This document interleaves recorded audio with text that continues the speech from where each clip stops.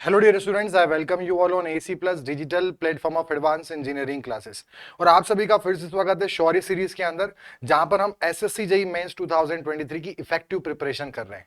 और आप हैं यहां पर स्ट्रेंथ ऑफ मटेरियल के प्रैक्टिस सेशंस के अंदर। शौर्य सीरीज एक ऐसी सीरीज है जहां पर आपको मेंस के लिए जिस लेवल के जिस टाइप के क्वेश्चन प्रैक्टिस करने की रिक्वायरमेंट है, वही लेवल से क्वेश्चन हम लेकर आ रहे हैं। आपको सिर्फ क्वेश्चंस को समझना है, साथ में सॉल्व करने की टेक्निक सीखनी है, न्यूमेरिकल को कैसे कम टाइम में सॉल्व किया जा सकता है, और यूनिट में जो अक्सर स्टूडेंट्स को प्रॉब्लम आती है यूनिट कन्वर्जन, वो चीजें भी आपको सीखनी है। और जो मेन मेन कॉन्सेप्ट्स आपको दिखते हैं उनको आप नोट करते चलें, फॉर्मूले को रिवाइज करते चलें। साथ में जो आपके सब्जेक्ट्स हैं उनको आप रिवाइज कर सकते हैं अपने टाइम से। बट अगर आपको रिक्वायरमेंट है कि सर हमें कांस्टेंट सपोर्ट की रिक्वायरमेंट है इस पूरे एक महीने के अंदर, तो एईसी प्लस एप्लीकेशन पे प्रैक्टिस प्लस रिवीजन बैच है, जहां पर आपको 200 प्लस आवर्स का लेक्चर मॉड्यूल्स, साथ में 3000 प्लस क्वेश्चंस के प्रैक्टिस सेशंस, टेस्ट सीरीज भी इसमें अवेलेबल है, total 100 test and 20 full length 80 subjective. और जो लेक्चर्स हैं और जो प्रैक्टिस सेशन है, इसका पीडीएफ भी आपको डाउनलोडेबल फॉर्म में अवेलेबल होगा, उसको आप डाउनलोड कर सकते हैं एसी प्लस एप्लीकेशन से। तो कई सारे फीचर्स के साथ एक कोर्स अवेलेबल है। आपका जो वाईटी पर यूट्यूब पर जो शेड्यूल चलेगा शौर्य सीरीज का, उसके सब्जेक्ट्स का डेडलाइन किस टाइम पे क्या रहेंगे, वो हमने कम्युनिटी पोस्ट के अंदर उसको शेड्यूल कर दिया है। और वहां पर आपने देखा होगा सैटरडे एंड संडे के दिन विजय सर और मैं आपके लिए लेकर आएंगे लाइव सेशंस, जहां पर हम कंप्लीट फुल लेंथ टेस्ट यानी 100 क्वेश्चन को 2 आवर्स में सॉल्व करना सीखेंगे। सो ये सारी चीजों के साथ हमने शौर्य सीरीज लॉन्च की है। तो आइए स्टार्ट करते हैं हमारे सेशन को। स्ट्रेंथ ऑफ मटेरियल का 4th लेक्चर है सिंपल स्ट्रेस और स्ट्रेन के ऊपर। तो फर्स्ट क्वेश्चन के ऊपर चलते हैं। पहला क्वेश्चन को पढ़िए, क्या है? The first question is a mild steel rod tapers uniformly from 30 mm diameter to 12 mm diameter in a length of 300 mm। ठीक है, मतलब हमारे पास एक रॉड है, ठीक है, और सर्कुलर टेपर्ड रॉड है। यहां पे जो डायामीटर है वो है इसका 12 mm, और इसको हम D2 बोल देते हैं। और यहां पे जो डायामीटर है वो है 30 mm। इसकी जो लेंथ है वो कितनी है? 300 mm। Length is 300 mm। जो लोड लग रहा है इस पर रॉड पर वो है 12 किलो न्यूटन, और यंग मॉड्यूलस जो है वो है 2 into 10⁵ mega pascal. Now question is what is the extension of the rod in the mm। Extension का फॉर्मूला आपको पता होगा, इसमें जो होता है वो होता है 4PL के अपॉन में पाई ई D1 D2। तो ये हो गया 4। यूनिट क्या चाहिए हमें?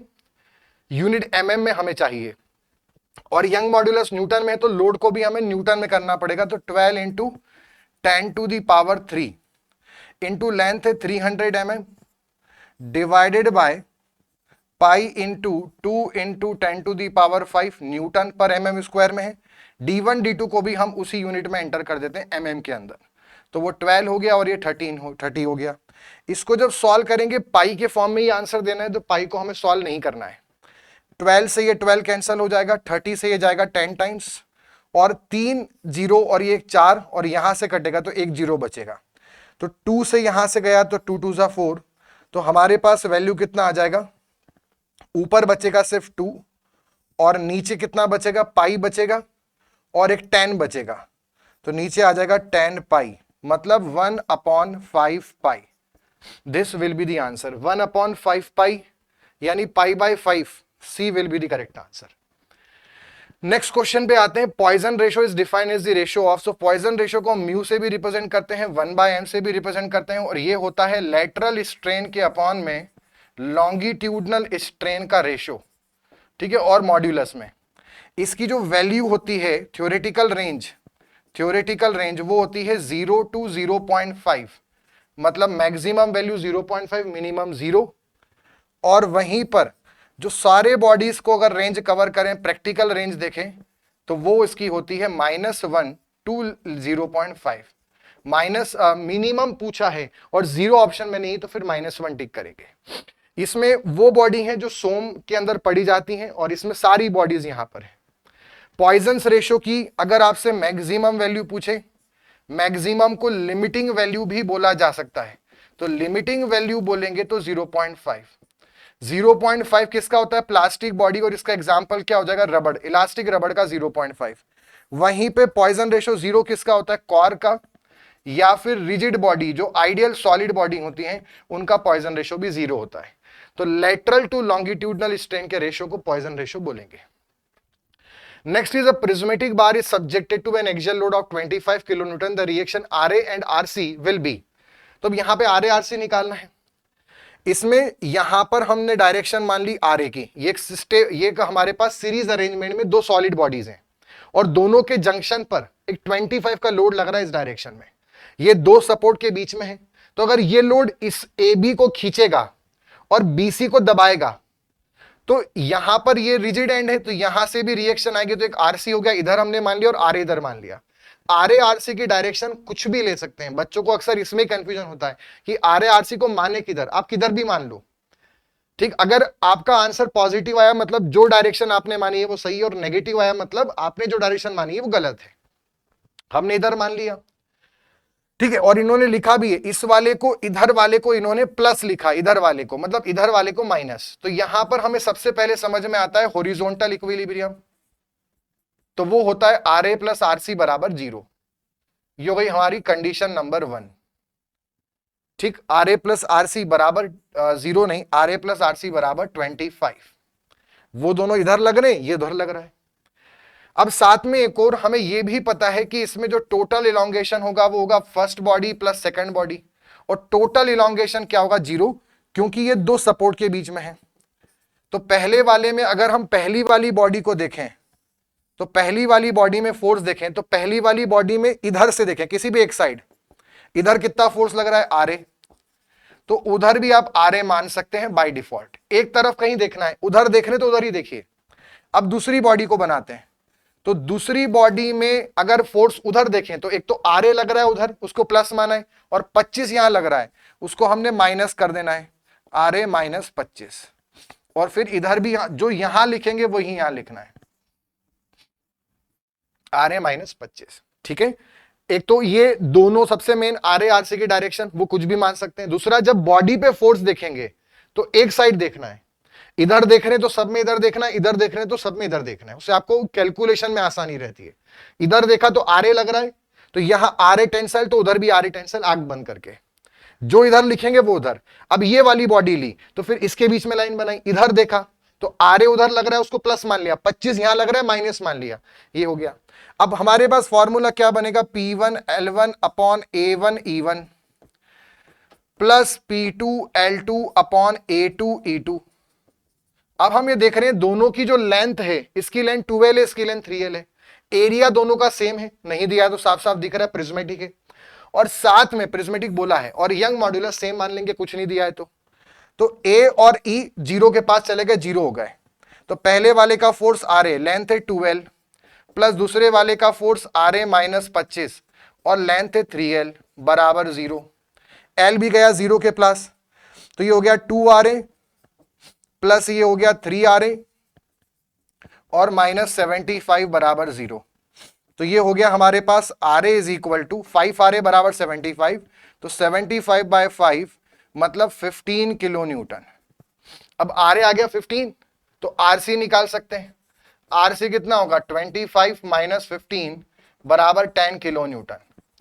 तो RC हमारा प्लस आया, मतलब ये 10 ही लग रहा है, और ये भी प्लस आया मतलब ये भी 15 लग रहा है, और इधर ही लग रहा है, ठीक है। अब पर इन्होंने इसको प्लस दिया था उधर वाले को, तो इन दोनों को हमको माइनस से बोलना पड़ेगा, तो इसलिए Ra माइनस 15 और RC, ये RC है यहां पर, RC minus 10। So C will be the correct answer, ठीक। नेक्स्ट क्वेश्चन पे चलते हैं, अगला है consider the following silent points in A stress strain curve of mild steel बार। तो ग्राफ जब हम देखते हैं माइल्ड स्टील का स्ट्रेस स्ट्रेन कर्व, तो वो जो ग्राफ है वो इस प्रकार से बनता है। सबसे पहले क्या आता है? प्रोपोर्शनल लिमिट, फिर इलास्टिक लिमिट, फिर अपर यील्ड पॉइंट और लोअर यील्ड पॉइंट, फिर आता है यील्ड प्लेटू, फिर आता है अल्टीमेट पॉइंट, और फिर आता है फ्रैक्चर या रप्चर पॉइंट या ब्रेकिंग पॉइंट। तो ब्रेकिंग पॉइंट सबसे लास्ट में आएगा, 2 सबसे लास्ट में होगा, 2 इन दो सीक्वेंस में सबसे लास्ट में है। हमें सीक्वेंस जमाना है, कौन सा पहले मिल रहा है। सबसे पहले आएगा प्रोपोर्शनल पॉइंट, मतलब 4 सबसे पहले होगा, तो 4 इन दो ऑप्शन में से एक ही पे है, मतलब सी करेक्ट होगा। तो सबसे पहले क्या आएगा, प्रोपोर्शनल लिमिट, फिर उसके बाद क्या आएगा, इल्ड पॉइंट है, इलास्टिक लिमिट होती तो वो आता, फिर उसके बाद इल्ड पॉइंट आता है, इल्ड पॉइंट के बाद जो रीजन चालू होता है ये रीजन इल्ड प्लेटू होता है, इल्ड पॉइंट के बाद इल्ड प्लेटू, फिर उसके बाद क्या आएगा, स्ट्रेन हार्डनिंग जोन आएगा, उसके बाद अल्टीमेट पॉइंट आएगा, फिर नेकिंग जोन चालू होगा, स्ट्रेन सॉफ्टनिंग जोन, ये वाला, ये स्ट्रेन सॉफ्टनिंग जोन है, ये वाला स्ट्रेन हार्डनिंग जोन है, और फिर आपका आएगा यहां पे रप्चर पॉइंट या ब्रेकिंग पॉइंट। तो ये ऑर्डर रहेगा, सबसे पहले प्रोपोर्शनल, फिर इलास्टिक, फिर इल्ड प्लेटू, फिर स्ट्रेन हार्डनिंग जोन, फिर अल्टीमेट, फिर स्ट्रेन सॉफ्टनिंग जोन, फिर breaking point. Next is if material is identical elastic property in all direction, अगर सब दिशा में सेम प्रॉपर्टी है, same property in all direction, तो ऐसे मटेरियल को हम क्या बोलते हैं, आइसोट्रॉपिक। मतलब सही आंसर इसमें से क्या होगा, बी आंसर। अगर डिफरेंट प्रॉपर्टी बोल रखा है और बोला इन ऑल डायरेक्शन, तो आंसर होता है नॉन आइसोट्रॉपिक, या फिर आंसर होता है एन आइसोट्रॉपिक। फिर अगर बोला है डिफरेंट प्रॉपर्टी है इन परपेंडिकुलर डायरेक्शन, तो आंसर होता है ऑर्थोट्रॉपिक। ठीक, फिर इसके बाद अगर बोला है सेम प्रॉपर्टी है in all points, at all points in one direction, किसी भी एक दिशा में सेम प्रॉपर्टी है, तो उसको हम बोलते हैं होमोजीनियस। और किसी भी एक दिशा में अलग अलग पॉइंट पर सेम प्रॉपर्टी नहीं है, तो वो नॉन होमोजीनियस होगा। ठीक है, तो होमोजीनियस नहीं होगा। इलास्टिक का मतलब होता है जो लोड हटाने पे शेप रिगेन कर पाए, और परपेंडिकुलर डिफरेंट प्रॉपर्टी मतलब ऑर्थोट्रॉपिक का एग्जांपल अगर आपसे पूछें तो वो होगा प्लाईवुड या फिर वुड। प्लाईवुड या वुड ऑर्थोट्रॉपिक का एग्जांपल है। ठीक, ये एग्जांपल आप ध्यान रखना, मेन इसी का पूछते हैं। ठीक है, होमोजीनियस एक दिशा से संबंधित है, और ortho and non iso and iso सभी दिशाओं से संबंधित है। Next is two circular mild steel bar A and B of equal length L have diameter DA 2 cm and DB 3 cm. Each is subjected to tensile load of magnitude P. The ratio of the elongation of the bar. Elongation का ratio पूछा है, ठीक है, तो del A upon del B, तो prismatic है तो क्या हो जाएगा PL अपॉन AE, ठीक है, A वाले का upon PL upon AE B वाले का। अब लोड दोनों में लग रहा है सेम, तो कैंसिल हो गया। लंबाई दोनों की सेम है, ठीक है, माइल्ड स्टील है तो यंग मॉड्यूलस सेम है। एरिया का अंतर आएगा तो ए बी के अपॉन में ए हो जाएगा। डायामीटर दिया है तो एरिया होता है पाई बाय 4 डी स्क्वायर, तो पाई बाय 4 डी बी का square upon pi by 4 D A का स्क्वायर, ये इससे कैंसिल हो गया। D B upon D A कितना है, डी बी है 3, तो 3 का स्क्वायर होता है 9 और 2 का स्क्वायर होता है 4, तो आंसर आएगा 9/4। D will be the correct answer. ठीक, next is the relationship between Young modulus, modulus of rigidity and bulk modulus. इनके रिलेशन हम कई बार डिस्कस कर चुके हैं। ई से रिलेशन पता करना है तो 9 kg के अपॉन में 3k प्लस जी, म्यू बराबर 3k minus 2g upon 6k plus 2g। ई और जी में चाहिए तो ई बराबर 2g 1 प्लस म्यू, और ई और के में चाहिए तो ई बराबर 3k 1 माइनस 2 म्यू। तो सही आंसर क्या है, 9 kg के अपॉन में 3k plus G. Next is if the Poisson ratio for material is 0.5 then elastic modulus कितना होगा। इलास्टिक मॉड्यूलस बोला मतलब young modulus 2g 1 plus mu, ये हमारे पास रिलेशन है। इलास्टिक मॉड्यूलस कितना होगा, शियर का 3 टाइम्स शियर का 4, शियर के बराबर या नहीं बता सकते, तो अब इसको देखते हैं।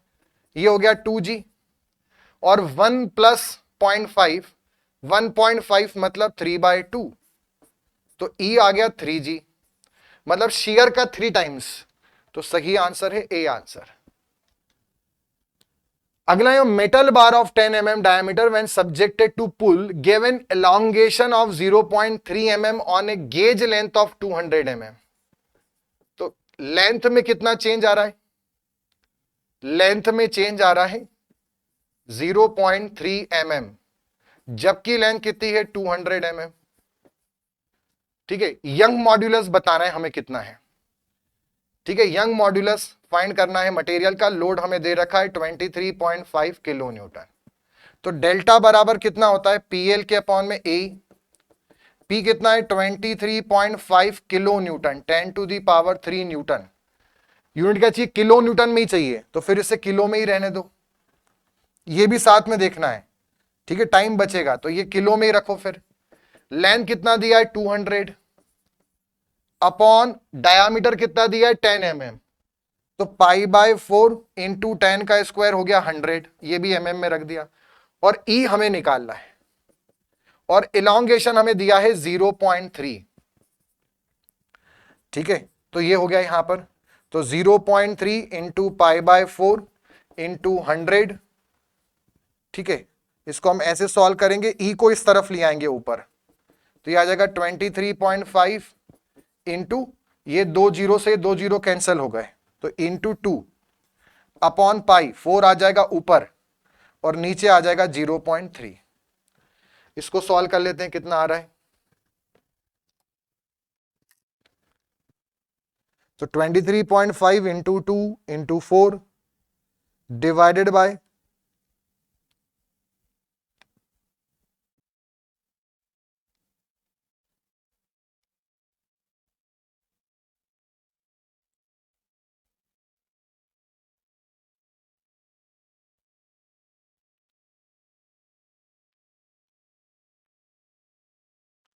0.3 इंटू,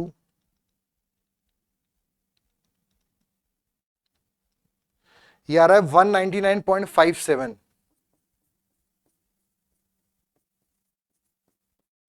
किलो न्यूटन पर mm स्क्वायर, मतलब गीगा पास्कल। 199.57 मतलब 200, तो इसके बराबर लगभग हमारा आंसर है। ठीक, आगे बढ़ेंगे, जो अगले क्वेश्चन पर आते हैं। Steel rod 2 metre in length 40 mm in diameter is subjected to a pull of 70 kilonewton as shown in the figure. To what length should the bar be bored centrally from one end so that total extension will be increased by 20% under the same force? The bore diameter is 25 mm and young modulus is 2 into 10 to the power 5 megapascal.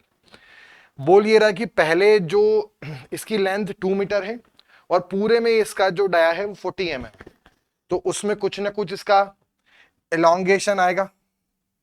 ठीक है, इसको हम delta L1 बोल देते हैं। आगे अब क्या हो जाता है कि इसमें हम क्या चेंज कर रहे हैं कि इसमें कुछ लेंथ तक हम इसका डायामीटर 40 रखेंगे और उसमें हम एक बोर करेंगे, मतलब उसका डायमीटर कम करेंगे कुछ लेंथ तक। अब वो कितनी लेंथ है वो हमें नहीं पता, और फिर उसका जो डायमीटर है वो पूरे में फिर हम रिमेनिंग लेंथ में क्या रखेंगे? 40 रखेंगे। तो पूरी लेंथ कितनी है इसकी? 2 मीटर। तो अगर ये x हो जाता है तो ये हो जाएगा 2 - x। ठीक, और साथ में यहां पर जो इसका डायमीटर है इसमें हम बोरिंग करेंगे, मतलब डायमीटर रिड्यूस करेंगे। तो यहां पर इसमें बोर का जो डायमीटर है वो हमें कितना दे रखा है? सेंट्रली बोर करना है फ्रॉम वन एंड, और बोर डायमीटर 25 है, मतलब ये वाला डायमीटर कितना है? 25, और ये वाला डायमीटर कितना है? 40। और वो ये बोल रहा है कि अब जब हम इसमें एक्सटेंशन निकालते हैं डेल्टा, तो वो उससे 20% ज्यादा है, मतलब 20% मतलब 1.2 है डेल्टा L1 का। जो पिछला वाला केस है उससे 20% ज्यादा है, मतलब 1.2 टाइम्स है। तो अगर हम सेकंड वाले में निकालें तो सेकंड वाले में जो एक्सटेंशन होगा वो कितना होगा? इस वाले हिस्से का प्लस इस वाले हिस्से का। तो लोड तो सेम है, ठीक है, तो P हो गया P P1 L1 upon A1 E1 plus P2L2 upon A2E2, ये हो गया, ये स्टेप्ड, बाकी तरह इसको ट्रीट करेंगे सीरीज कॉम्बिनेशन। और सेकंड केस में जो है वो 20% ज्यादा है, मतलब 1.2 टाइम्स से पहले वाले का, तो PL अपॉन AE। अब अगर स्टेप्ड बार है तो लोड तो हर केस में 70 ही होगा, ठीक है, तो ये लोड यहां से क्या हो जाएगा, कैंसल आउट हो जाएगा। अब यहां पर हमारी जो लेंथ है वो है x, अपॉन में एरिया कितना होगा आपका π/4 इंटू आउटर डाया, मतलब 40 का स्क्वायर माइनस 25 का स्क्वायर, और ई भी सेम, सब में सेम है तो कैंसल आउट हो जाएगा, ठीक। प्लस यहां पे दूसरी जो लेंथ होगी वो होगी 2 - x, और उसका एरिया है π/4 इंटू 40 का स्क्वायर इजी इंटू 1.2, ये पूरे में 1.2 आ जाएगा, और इज इक्वल टू यहां पे लेंथ है पूरी कितनी 2 मीटर, और अपॉन में जो एरिया है वो हमारे पास आ जाएगा π/4 इंटू 40 का स्क्वायर। ये हमारे पास फाइनल इसकी टर्म बनेगी, ठीक। यहां पर हम π/4 से π/4 भी कैंसिल कर सकते हैं, तो π/4 इसमें क्या हो गया, कैंसिल हो गया। इसको हमें सिंप्लीफाई करना है, ठीक है। तो जब हम इसको सिंप्लीफाई करेंगे यहां पर, तो इक्वेशन फाइनल ये बनेगी 25x बराबर 39 इंटू 2.4 माइनस 78, और x की वैल्यू आ जाएगी 0.624। कितना आ जाएगा, 0.624। सेम वही करना है, पहले अगर बोरिंग नहीं है तो PL upon π/4 d square into E, और अगर बोरिंग है तो पहले आपका जो जिसमें जो होलो सर्क्यूलर है उसका निकालेंगे, प्लस जो सॉलिड है उसका निकालेंगे, और फिर उसका वो 20% एक्स्ट्रा है, मतलब 1.2 टाइम्स, उसको हम सिंप्लीफाई कर लेंगे, ठीक है। तो हमारे पास वैल्यू कितनी आ रही है इसकी, 0.624। अगले क्वेश्चन पे चलते हैं next. A member ABCD subjected to force system and shown in figure. यहां पे AB में कुछ फोर्स लग रहा है, BC में कुछ लग रहा है, CD में कुछ लग रहा है। सबसे पहले ऐसे क्वेश्चन में तो आप हॉरिजॉन्टल फोर्स इक्विलिब्रियम लगा के चेक कर लो कि जो फोर्स दिए हैं वो सही दिए या नहीं दिए। तो लेफ्ट फोर्स बराबर राइट फोर्स, लेफ्ट में कितने फोर्स है, 45 प्लस 450, 45 प्लस 450, और राइट में कितने फोर्स है, 365 प्लस 130।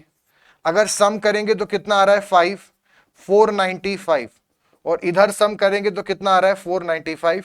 LHS बराबर RHS है, मतलब कि क्वेश्चन तो सही है।